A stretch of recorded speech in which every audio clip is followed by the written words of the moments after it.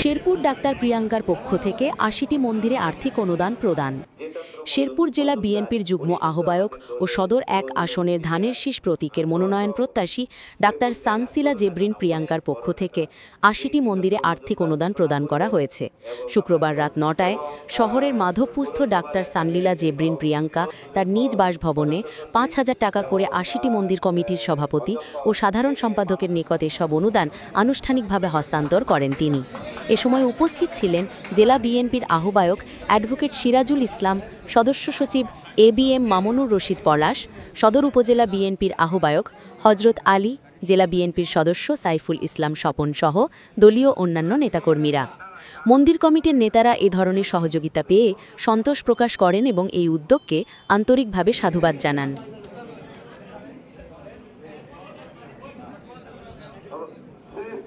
বিভিন্ন ধরনের অকারেন্স তৈরি করা হয় এবং সেটা কোনো একটা রাজনৈতিক দলের উপর দোষারোপ করা হয়।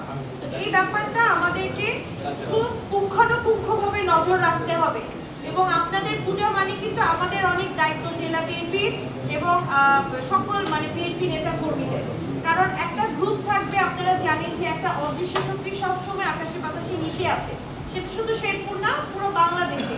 তো তারা বিভিন্নভাবেই চাবে যে বিভিন্ন মানুষের ধর্মীয় প্রতিষ্ঠান বা যেটাই হোক না কেন তাদের মনে একটা আঘাত আসবে, তাদেরকে কোনো না কোনোভাবে ঝামেলায় ফেলছে। তো এই ব্যাপারটা আমাদের খুব দৃঢ়ভাবে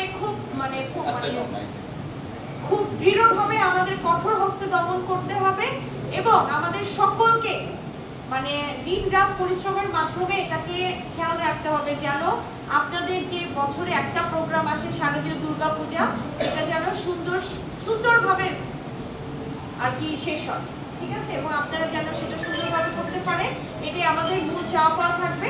আর যেটা আপনাদের জন্য যে আমার বাবা যে ব্যবস্থা রেখেছে সেটা তো আপনারা জানেনই। ইনশাআল্লাহ যদি সামনে ভালো সময় আসে, শেরপুর সদর থেকে যদি সত্যি আমাদের ধানের শীষের প্রতীকের কোনো প্রার্থী জাতীয় সংসদে যে অবশ্যই আমাদের শেরপুরের উন্নয়ন এবং আমাদের শেরপুরের যেহেতু সড়ক ব্যবস্থার উন্নয়ন নাই, মেডিকেল কলেজ হাসপাতালের কিছু নাই, সেখানে আমি মনে করবো আমাদের যারা অন্য ধর্মের আমার যারা শ্রদ্ধেয় চাচারা আছেন বা চাচিরা আছেন, কাকা বাবু বা দিদিরা আছেন, তাদের পূজা মণ্ডপের অবস্থা আরো কমে হবে, এটাই স্বাভাবিক।